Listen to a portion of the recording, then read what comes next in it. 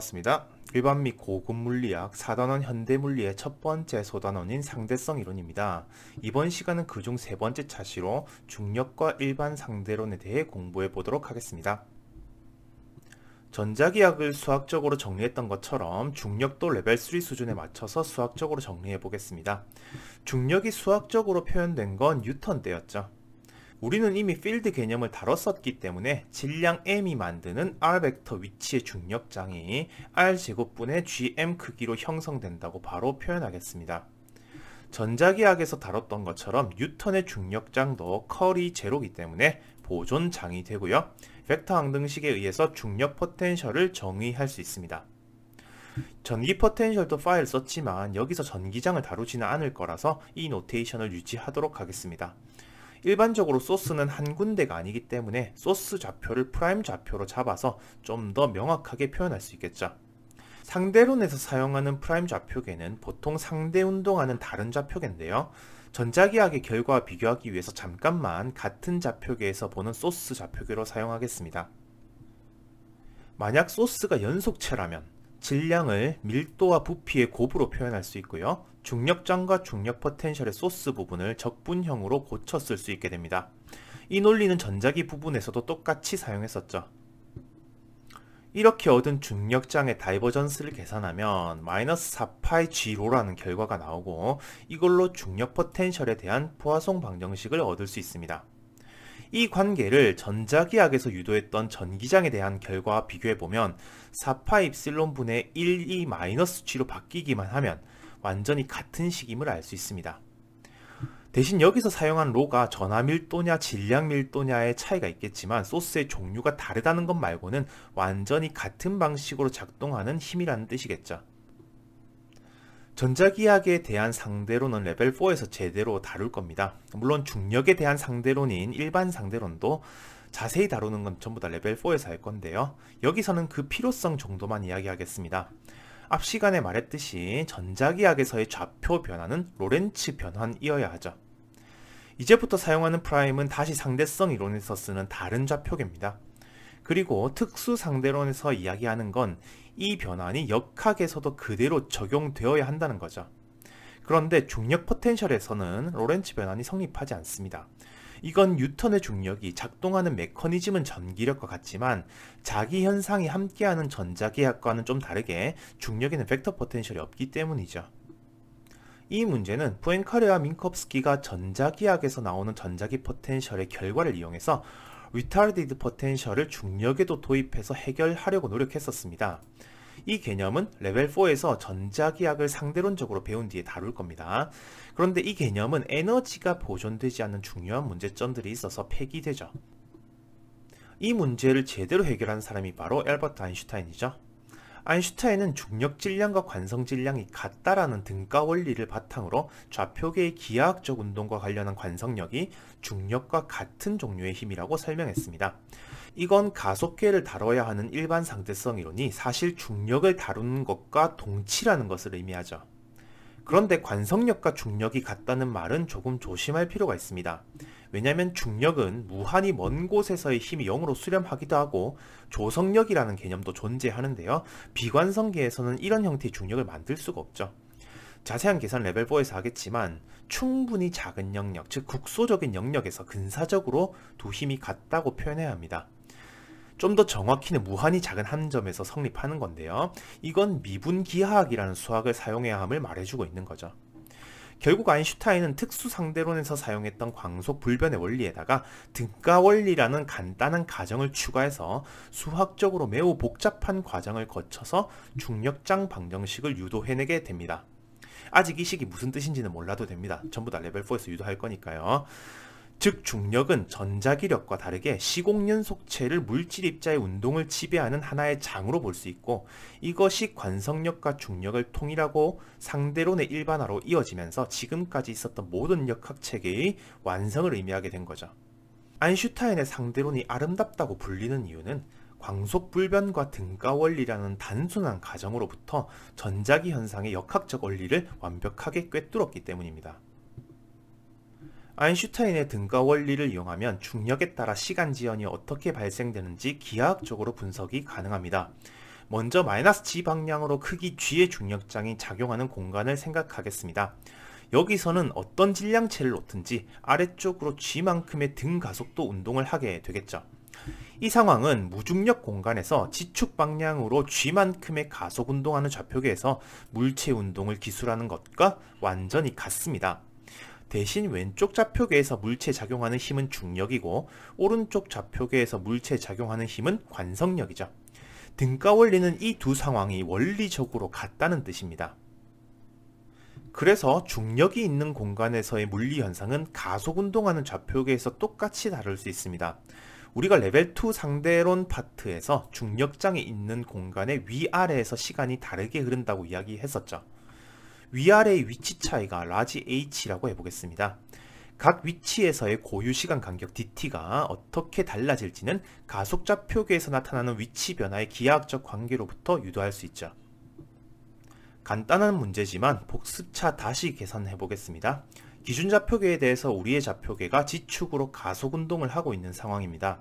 지금 관성계에 대해 정지한 순간을 관성계에서의 시각 0초로 잡고 H의 고정된 위치에서 빛신호를 발생시킵니다. 그리고 관성계의 고유시간 dth만큼 지났을 때 다시 빛신호를 발생시킵니다. 그러면 먼저 발생했던 빛은 이미 주변을 향해 퍼지고 있겠죠. 약간 옆에다 그리긴 했지만 모두 일직선상에서 일어나는 1차원 공간의 분석입니다. 그리고 적당한 시간 라지 t가 지나면 dth만큼의 시간 간격을 두고 발사된 두 빛 중 하나가 비관성계의 원점 위치에 도달하게 됩니다. 그리고 원점에서 받는 두 빛의 시간 간격 dt0가 지나면 나중빛이 들어온다고 두겠습니다. 빛을 발생시키는 시간 간격을 구하기 위해서 빛을 발생시키고 관측한 위치의 기하학적 길이를 구한 다음에 높이 h를 시간 t로 기술할 수 있습니다. 마찬가지로 두 번째 신호를 주고받는 과정에서의 기하학적 길이를 이용해서 두 시간 간격 dth와 dt0 사이의 관계식을 얻을 수도 있죠. 여기서 dt 제곱의 간격은 dt 간격에 비해 무시할 수 있기 때문에 식을 좀 더 간단히 줄였을 수 있고요. 앞에서 구한 식과 연립해서 t를 소거하면 두 위치에서의 시간 간격 b를 높이 h에 대한 식으로 나타낼 수가 있습니다. 이 결과는 일정한 중력장 내에서 h만큼의 높이 차이가 나는 두 위치의 시간이 얼마나 다르게 흐를지를 말해주고 있는데요. 여기서 표현된 GH는 두 위치 사이의 중력 포텐셜 차이이기 때문에 델타 파이로도 나타낼 수 있습니다. 사실 이렇게 일반화시키기 위해서는 일정하지 않은 중력을 계산해야 하는데요. 지금은 그냥 받아들이도록 하겠습니다. 또 중력이 그렇게 강하지 않는 공간이라면 이렇게 근사할 수도 있겠죠. 어차피 근사할 거라면 이렇게 지수함수로 표현하는 게 좋을 때가 많습니다. 이 결과는 일정한 중력장 속에서 얻은 결과긴 하지만 중력장이 정적이면서 약한 경우에는 일정하지 않은 중력장에서도 성립합니다. 물론 일정한 중력장이 아니거나 중력장의 소스가 동적인 경우의 일반적인 논의는 미분기하학을 사용해야 하기 때문에 여기서 다루지 않겠습니다. 이제 등가속도 운동을 분석해 보겠습니다. 먼저 상대 운동하는 두 좌표계를 생각하겠습니다. 프라임 좌표계는 프라임이 없는 좌표계에 대해서 x축 방향으로 베타만큼의 상대 속도를 가진다고 두겠습니다. 그러면 두 좌표계에서 기술하는 물체 위치 벡터 사이에는 로렌츠 변환이 성립해야겠죠. 일단 우리는 등가속도 직선 운동만 생각할 거고 이런 경우라면 두 좌표계에서 보는 속도는 x축 방향의 빠르기를 비교할 수 있죠. 로렌츠 변환을 풀어서 속력 계산을 바로 실행하면 상대 속도 관계가 바로 나옵니다. 당연한 결과죠. 여기서 우리는 이 식을 빨간색 좌표의 시간으로 한 번 더 미분해서 가속도도 얻을 수 있습니다. 이 식을 정리하면 두 좌표계에서 보는 상대 가속도의 관계를 알 수 있습니다. 만약 노란색 프라임 좌표계에서 기술하는 대상이 정지해 있다고 가정해보면 그 대상을 빨간색 좌표계에서 볼 때는 감마 마이너스 3승이 붙어서 기술됩니다. 여기서 감마를 빨간색으로 고친 이유는 좌표계의 상대 운동이 이제는 대상의 운동 자체가 됐기 때문입니다. 이 결과가 말해주는 건 대상 물체의 질량이 m이라고 할 때 물체가 정지했다고 기술하는 프라임 좌표계에서의 운동 방정식이 물체가 감마의 빠르기로 운동한다고 기술하는 빨간색 좌표계에서는 감마 세제곱이 붙어야 한다는 뜻이죠. 사실 이건 상대론적 역학에서 직선 운동을 할 때 나타나는 운동 방정식의 결과였습니다. 여기서는 이 방식으로 한번 확인해 본 거죠. 우리가 이야기하는 등가속도라는 말은 물체가 정지한 상태에서 기술하는 가속도인 A'이 일정하다는 이야기입니다. 따라서 물체가 처음에 정지하고 있었지만 계속 빨라진다고 측정하는 빨간색 좌표계에서의 가속도는 계속 변하고 있는 거죠. 그래서 우리는 이 식을 V와 T에 관해 쓴 다음에 처음에 정지해 있었다는 초기 조건에 맞는 V와 T 사이의 관계를 얻을 수 있습니다. 물론 물체의 처음 위치를 원점으로 둔다면 한 번 더 적분해서 등가속도 운동하는 물체의 시간에 따른 위치를 정확히 구해낼 수도 있죠. 등가속도 운동의 결과식을 그래프로 그려보면 위치시간 그래프에서는 시간이 지남에 따라 기울기가 광속 1에 접근하는 걸 볼 수 있고, 속도시간 그래프에서는 속도가 광속에 접근하고 있고 처음에 정지한 순간에는 노란색 프라임 좌표계에서의 가속도와 동일하게 측정됨을 알 수 있습니다. 이번에는 관성계에서 보는 속도를 물체 좌표계의 고유시간으로 표현해 보겠습니다. 아까 가속도를 속도와 시간으로 표현했었는데 이 빨간색 시간 간격 dt를 dt'으로 바꿔 쓴 다음에 처음에 정지한 초기 조건을 이용해서 똑같이 계산하면 되겠죠. 이 탄젠트 쌍곡선 함수를 그래프로 한번 그려보면 점근선이 광속인 상황과 처음 기울기가 A'이라는 것은 아까랑 똑같습니다. 대신 속도를 관성계의 시간 t로 표현한 아까 식의 그래프보다는 모든 속도 구간에서 작게 나타납니다. 물론 두 시간의 관계를 한번 생각해보면 하이퍼볼릭 사인 함수가 나오기 때문에 관성계에서 잰 시간 t는 고유 시간 t'에 비해서 시간 지연이 나타남을 알 수 있습니다. 두 좌표계에서 재는 시간의 관계를 그래프로 한번 나타내보면 관성계에서 재는 빨간색 t가 노란색 t'에 비해 항상 큰 쌍곡선 함수가 나타나게 됩니다. 이것도 만약에 가속도의 크기 A'이 커지면 더 큰 시간 지연으로 나타나게 되죠. 물론 이 시간 t는 등가속도 운동으로 상대 속도 v에 도달하는 데 걸린 시간을 계산한 건데요. 이 시간 간격의 무한소 순간 dt 간격의 관계는 하이퍼볼릭 코사인으로 연결되겠죠.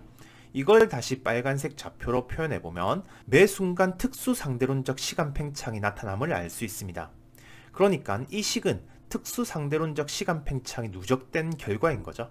그래서 사실 등가속도의 운동까지는 특수 상대론의 영역이라 볼 수 있습니다. 그러니까 고급 물리학 수준에서 지금 계산이 가능한 거죠. 이제 일정한 중력 혹은 등가속도 운동을 적용할 만한 일반 상대론의 기초적인 예제를 몇 가지 다뤄보겠습니다. 먼저 중력 적색편입니다. 앞에서 중력 포텐셜이 낮은 곳에 시간이 더 느리게 간다는 결과를 얻었었죠. 이것 때문에 일정한 중력장이 존재한다면 높이 h만큼의 차이가 있는 두 공간의 시간이 다르게 흐르게 됩니다. 이 말은 특정 진동수를 가진 하나의 파동이 중력 포텐셜에 따라서 진동수를 다르게 느낀다는 뜻이죠. 여기서는 낮은 곳의 시간이 느리게 가기 때문에 높은 곳의 진동수가 작게 나타납니다. 우리는 이 현상을 이용해서 별빛의 중력 적색 편의를 계산할 수 있습니다. 먼저 질량이 m인 별의 위치 r 벡터에서의 중력 포텐셜은 뉴턴의 중력 포텐셜로 근사하겠습니다. 별의 질량 밀도가 그렇게 크지 않다면 웬만하면 사용할 수 있습니다. 물론 블랙홀이면 사용하면 안 되겠지만요. 중력 포텐셜이 0인 곳은 무한히 먼 곳이기 때문에 위치 r에서의 시간 간격 dtr은 무한히 멀리 있는 곳의 시간 dt 무한대에 비해서 이만큼 느리게 흐르죠.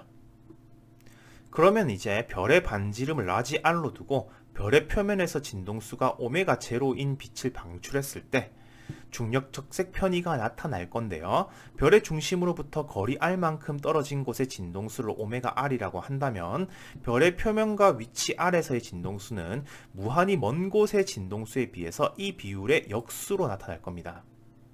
그러면 이 관계로부터 별 표면의 진동수와 위치 r에서의 진동수 차이를 구할 수 있겠죠. 좀 더 실용적으로 우리는 별의 크기보다 훨씬 먼 곳에서 별을 보기 때문에 지구에서 느끼는 별빛의 진동수는 중력 포텐셜이 0인 곳으로 근사할 수 있습니다. 그래서 우리는 별빛의 진동수가 원래보다 작게 측정되는 레드시프트 적색 편의를 보게 되는 거죠. 이제 쌍둥이 역설입니다. 특수 상대론 파트에서 계산하지 않았던 부분까지 완전히 계산해 보겠습니다. 먼저 행성 좌표계에서 봤을 때 우주선이 지구에서 거리 L만큼 떨어진 외계 행성까지 가려면 지구의 쌍둥이 동생과 같이 있다가 x라는 길이의 가속 구간을 지나야 합니다. 물론 외계 행성에 멈추려면은 그런 구간이 또 필요하겠죠. 이 구간에서의 가속도의 크기는 a로 똑같이 등가속도 운동한다고 생각하겠습니다. 그리고 두 가속 구간 사이는 속력 v로 등속 운동하는 구간이라 둘게요. 그러면 a의 가속도로 등가속도 운동해서 v의 속력에 도달하는 데까지 걸린 시간은 앞에서 계산했듯이 이런 식으로 나타나죠. 여기서 첨자 p는 행성좌표계라는 뜻입니다. 또 가속 구간의 길이도 아까 구했었습니다. 지금 제시된 a와 v의 변수로 좀 더 간단히 표현할 수도 있고요. 그럼 편도 여행에 걸리는 시간은 두 개의 가속 구간과 하나의 등속 구간을 지나는 데 걸린 시간 모두 합하면 되겠죠. 이번에는 우주선 좌표계 관점으로 기술하겠습니다. 우주선이 봤을 때는 외계 행성까지의 거리가 짧아 보이는데요.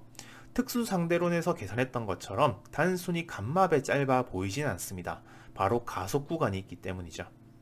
앞에서 구했듯이 가속 운동하는 우주선의 고유 시간은 탄젠트 하이퍼볼릭 꼴입니다. 여기서 첨자 S는 우주선 좌표계라는 뜻입니다.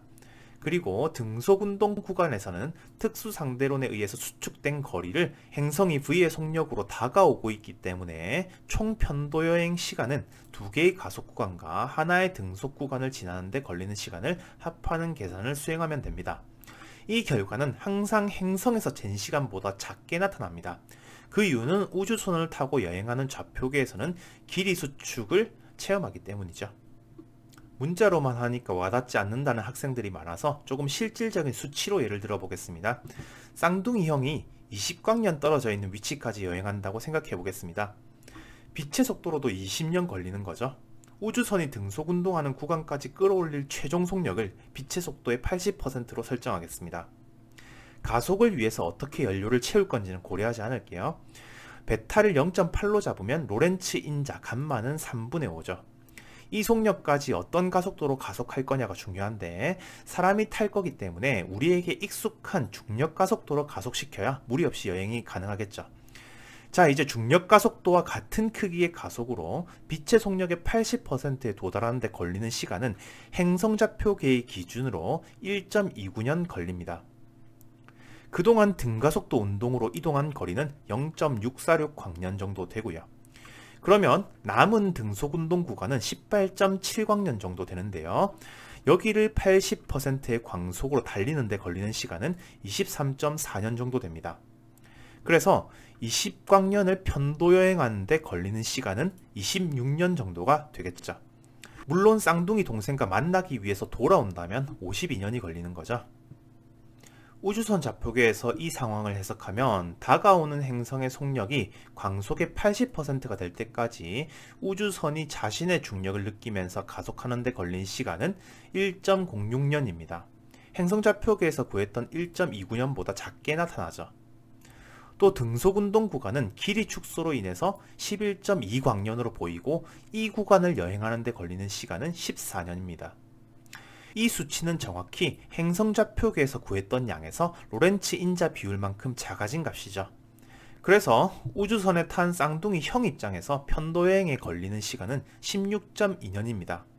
이 값은 쌍둥이 동생이 느끼는 시간보다 10년 정도 짧죠.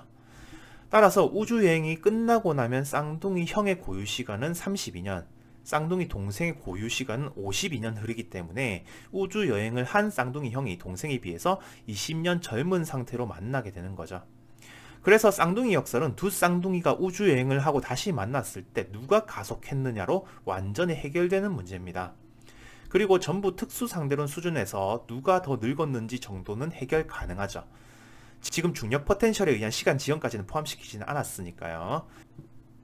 다시 돌아와서 생각해보면 쌍둥이 형이 우주선을 타고 20광년 떨어진 곳을 가게 되는데요. 우주선이 광속에 도달하지 않기 때문에 당연히 걸린 시간은 20년보다 많아야 하죠. 그렇지만 실제 여행을 하는 사람은 공간의 거리 수축을 느끼기 때문에 광속에 도달하지 않더라도 20년보다 빨리 도착할 수 있습니다. 그래서 220만 광년 떨어져 있는 안드로메다 은하까지는 아무리 멀어도 220만 년 걸릴 것 같지만 그건 지구 좌표계에서 느끼는 시간이고요. 우주선 좌표계 입장에서는 훨씬 짧은 시간에 도달할 수 있습니다. 조금 극단적으로 생각해서 거의 광속에 도달하는 수준까지 가속한다고 생각해 보겠습니다. 구가 9개 있는 수준이면 간마는 22,000 정도로 엄청난 시공간의 변화를 가져올 수 있습니다. 물론 여기서 가속하는 정도도 현실적인 중력 가속도 그대로 계산하겠습니다. 그러면 거의 광속까지 가속하는 데 걸린 시간은 지구에서는 21,600년 정도 걸리는데 우주선에서는 겨우 10년 정도밖에 안 걸립니다. 시간 팽창이 극단적으로 나타나죠. 그동안 행성좌표계에서 이동한 거리는 21,600광년 정도 되고요. 등속 운동해야 하는 구간은 216만 광년 정도 남았습니다. 행성좌표계에서는 거의 광속으로 달리니까 등속 구간을 달리는데 216만 년 정도 걸린다고 생각하겠지만 22,000배의 길이 축소를 느끼는 우주선에서는 96.4년이면 됩니다. 따라서 광속까지 가속해서 안드로메다 은하까지 가는 데는 지구에서 봤을 때는 220만 년이 거의 걸릴 거라 생각하지만 실제 우주선을 탄 사람은 117년이면 도착하게 되는 거죠. 이번에는 GPS에서 지상의 시간을 어떻게 보정하는지 계산해 보겠습니다. 먼저 지구 주변에 원자 시계를 탑재한 위성이 공전하고 있습니다. 상황을 간단히 하기 위해서 반지름이 스몰 r인 원궤도를 V의 속력으로 공전한다고 하겠습니다. 그리고 지구의 질량을 라지 m으로 뒀을 때 주변의 중력 포텐셜은 뉴턴의 중력으로 계산할 수 있죠. GPS 시간 보정은 이 정도 근사로도 충분하기 때문에 계산할 수 있습니다. 구형으로 가정된 지구 반지름을 라지 r로 두면 지표면과 위성 사이의 중력 포텐셜 차이를 계산할 수 있겠죠. 이제 준비는 끝났습니다. 지구에서 느끼는 시간 간격 dt와 위성에서 느끼는 시간 간격 dt' 사이의 관계를 계산해야 하는데요. 이건 특수 상대론에 의한 효과와 일반 상대론에 의한 효과로 나눌 수 있습니다. 특수 상대론 효과라는 건 지표와 위성의 상대 속도에 의해서 나타나는 시간 지연 효과일 거고요. 일반 상대론에 의한 효과는 지표와 위성의 중력 포텐셜 차이에 의해 나타나는 시간 지연 효과겠죠. 여기서 지표와 위성의 상대 속도를 그냥 위성의 속도 V로 썼습니다. 지표의 위치에 따라서 상대 속도는 다르기 때문에 그냥 쓰면 안 되겠지만 지금 그런 것까지 고려하진 않겠습니다. 아무튼 두 효과를 종합하면 위성의 속도가 빠르지 않다는 근사 내에서 최종 시간 지연을 계산할 수 있습니다. 여기서 재밌는 사실이 하나 있는데요. 사실 위성의 속도는 궤도 반지름에 의해서 거의 정해져 있기 때문에 항상 해당 중력 포텐셜에 의한 일반 상대론 효과보다 2배 정도 약하게 나타납니다. 물론 뉴턴 중력으로 근사 가능한 상황에서 그렇습니다. 실제 근사값으로 다시 계산해 보겠습니다. 지구 질량과 반지름은 우리가 잘 알고 있고요. GPS 위성은 보통 상공 21,100m 정도에서 11시간 56분 정도의 간격으로 공전하고 있습니다. 그러면 공전 속력은 초속 3km 정도 되는 거죠. 그러면 최종 시간 지연은 이렇게 되는데요. 특수 상대론적으로 초당 49피코세컨드, 일반 상대론적으로는 초당 476피코세컨드 정도를 보정해줘야 합니다. 그래서 최종적으로는 위성에서의 시간이 초당 423피코세컨드 정도 빨리 흐르기 때문에 하루에 약 37 마이크로초 정도 느리게 보정해야 지표면의 시간 흐름이 된다는 뜻입니다. 물론 이 수치는 많은 걸 단순화해서 얻은 대략적인 수치고 실제로는 약 38 마이크로초 정도라고 합니다. 거의 비슷하긴 하죠. 정리하겠습니다. 이번 시간은 뉴턴의 중력이 로렌츠 변환에 위배된다는 사실 때문에 중력 이론의 변화가 필요하다는 이야기로 시작했었습니다. 이에 아인슈타인은 특수 상대론의 기본 가정에 등가 원리라는 가정을 추가해서 기존의 이론을 모두 만족하는 새로운 중력 이론을 만들게 됩니다. 그런데 이건 고급 물리학에서 다루는 수학의 수준을 넘어서기 때문에 등가속도 운동과 일정한 중력장에서 나타나는 시간 지연만 근사적으로 계산해봤죠. 그리고 가속 운동을 하더라도 운동의 매 순간에는 특수 상대론이 그대로 적용된다는 것도 확인했었습니다. 오늘은 여기까지 공부하겠습니다. 감사합니다.